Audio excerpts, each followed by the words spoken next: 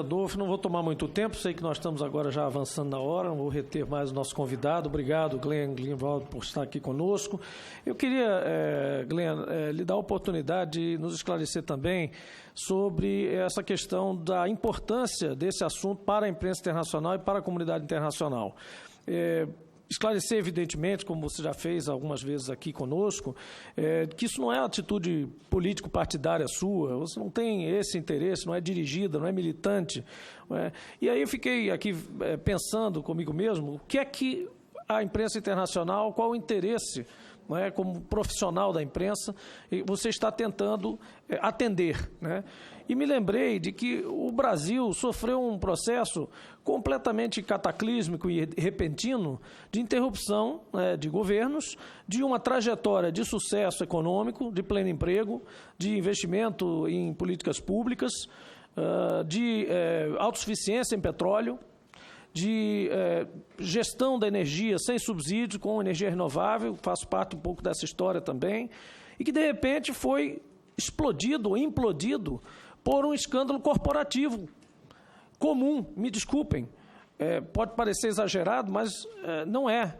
Um escândalo corporativo tem formas de ser investigado nos países mais maduros nisso, e eu reconheço que nós possamos ter até errado nos nossos procedimentos, até pelo grau de inaplicabilidade inédito que a Lava Jato propiciou no seu início, e sempre faço essa ressalva, que acho que esse processo no início teve uma intenção boa, mas se distorceu aos 4 ou 5 meses já, porque coincidiu com um período pré-eleitoral, sucedido por uma eleição confusa e uma pauta mais confusa ainda no início do mandato da presidenta reeleita. E aí, dali, houve essa distorção. Mas quero, antes disso, citar quantos jornalistas internacionais que eu particularmente conheço e que tinha conversas antes de estar aqui no Senado, John Watts, lá do Guardian, todos que você conhece, Dominic Phillips, que o sucedeu aqui, o Garrett Chadwick, Mac Margolis, vários, o El País, a Radio France Inter, a do Deutsche Welle, BBC, NHK do Japão, CCTV da China, vários dos Estados Unidos, que tem se interessado, não agora, desde 2014, tem se debruçado sobre o Brasil, inclusive investindo ineditamente em equipes de brasileiros. E parte desse investimento, eu não acredito que seja apenas pelo negócio mediático, é porque o Brasil intriga a comunidade internacional hoje com essa situação, que onde é o Brasil, onde é aquele Brasil que estava decolando na capa do Economist foi parar? O que aconteceu? Que processo, que investigação, que bomba atômica foi essa, que além de detectar corrupção, que é ótimo e salutar, né, demoliu a construção civil de grande porte do país, né, afetou, eu me recuso a acusar que ela tenha quebrado, mas afetou sensivelmente a Petrobras e a performance dela, não necessariamente financeira, mas a performance dela e o ritmo de investimento delas, o que prejudicou solenemente aí a economia brasileira. E isso agora é atribuído erradamente há 16 anos, a alegados 16 anos de legado petista, absolutamente. Até 2014 o país estava bombando, em pleno emprego. Que história é essa? Então, para mencionar, presidente, quantos escândalos de corrupção, que as pessoas parecem que ignoram isso. Algumas empresas e marcas importantes sofreram escândalos de corrupção corporativa de grande porte. A Elf, empresa petrolífera, para ficar só no petróleo. Duke, El Paso, Kerr-McGee e Enron, empresas de energia, nem existem mais, graças a esse escândalo. Mas os seus países, seus empregados, seus trabalhadores, provavelmente não sofreram as consequências que nós estamos sofrendo. Samsung, Chevron Texaco, Volkswagen, Fannie Mae, que é aquela famosa, Halliburton, Siemens, Merck, Nestlé, Lockheed Martin, Union Carbide, Société Générale, todas as empresas sofreram investigações fortes de executivos, relações escusas com governos, inclusive governos estrangeiros, escândalos empresariais políticos, derrubaram deputados, ministros, às vezes até líderes de governos, e nenhuma delas teve um efeito desastroso. Então, a pergunta é que investigação, que negócio foi esse? E aí tem duas vertentes importantes que você está ajudando a esclarecer profissionalmente, porque a imprensa e a opinião pública internacional, tanto quanto a nossa deveria, está interessada em saber.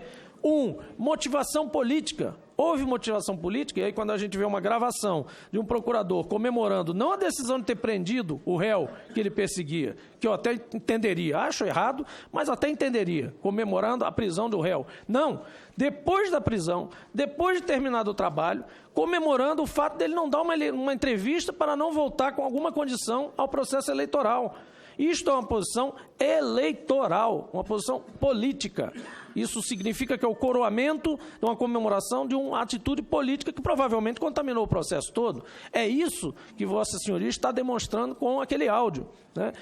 A outra parte são procedimentos distorcidos, talvez ilegais e imparciais. Imparciais, com certeza, está visto.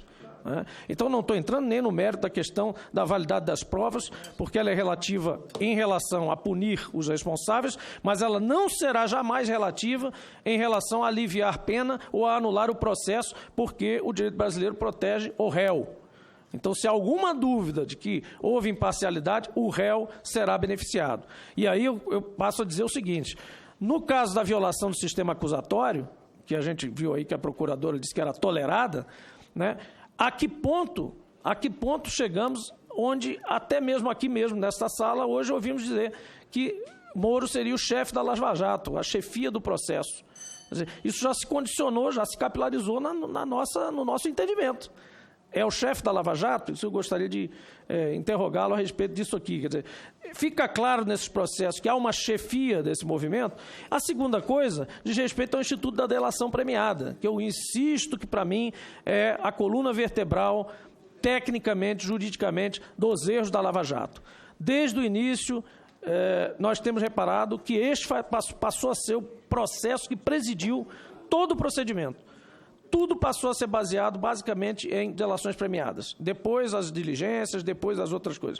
Mas acariações, por exemplo, que no direito americano são pares da delação, alguém delata o outro delata um, alguém vai colocá-los numa sala para comparar as versões. Isso não existiu. A partir de um certo ponto, não existiu mais. Todo mundo foi considerado delator premiado e o último da cadeia decisória está preso. Então, esse processo é que intriga o mundo. E é isso que eu gostaria de dar a oportunidade, rapidamente aqui, de que confirmasse que a sua atuação não é política, não é sequer nacional. Você, Glenn, provavelmente está por aqui, ninguém vai aqui entrar dos aspectos pessoais, já está no Brasil por um aspecto da sua vida pessoal. E intrigado com um fato desse, que é notório para o mundo, está trabalhando nele, profissionalmente. É assim que eu vejo a sua atuação e parabenizo por isso. Obrigado. Senador Randolfo, me permita, como Vossa Excelência já citou que está com problema de tempo, eu ia lhe sugerir se era possível fazer 3 perguntas. De imediato, agartada, com a concordância do nosso expositor. Então, ótimo. Então, de imediato, passamos ao senador Paulo Rocha. Senhor presidente.